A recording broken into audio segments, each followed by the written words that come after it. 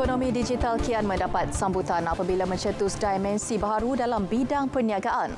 Malah lebih ramai pengguna, terutama belia, memanfaatkan transformasi ini di pasaran tempatan dan antarabangsa. Selain meningkatkan jualan, kaedah ini juga berupaya mewujudkan lebih banyak peluang pekerjaan. Perinciannya bersama Syamimi Saripan.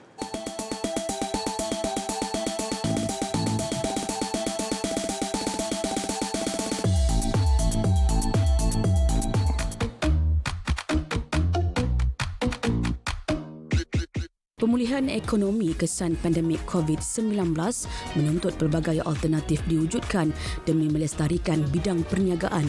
Teknologi digital antara kaedah yang semakin berkembang untuk menjana pendapatan bagi menggantikan kaedah pekerjaan secara tradisional.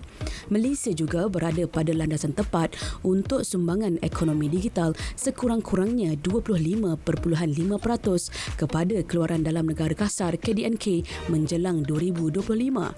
Untuk itu, pelbagai usaha perlu termasuk meningkatkan penyertaan penggiat industri untuk menjadi peneraju dalam sektor ekonomi digital.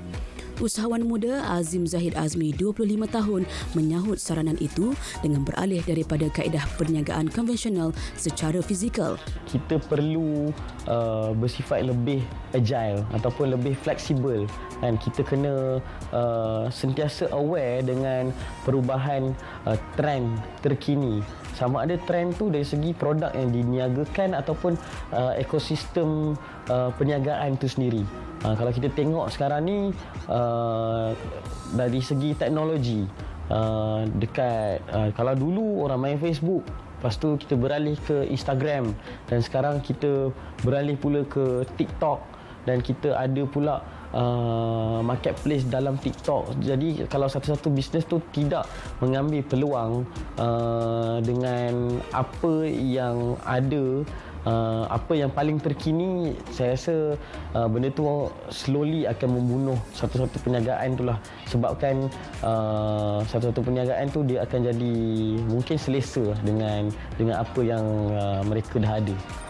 Hasilnya, beliau berjaya melahirkan 11 stokis muda dengan kekuatan lebih 6,000 ejen di seluruh negara.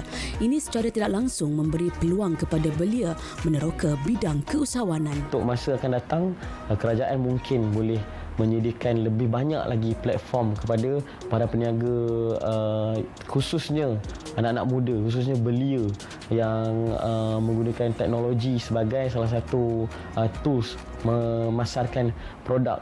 Tak kiralah dari peringkat sekolah ke, dari peringkat universiti ke, sebab saya percaya potensi untuk berniaga ni terbuka kepada ramai sangat orang kat luar sana, tapi mereka mungkin tak dapat pendedahan yang sepatutnya ataupun yang sebaiknya.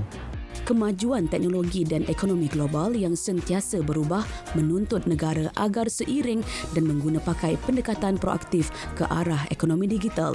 Justru memacu pendigitalan automasi turut menjadi fokus bagi teras perniagaan di bawah bajet 2023.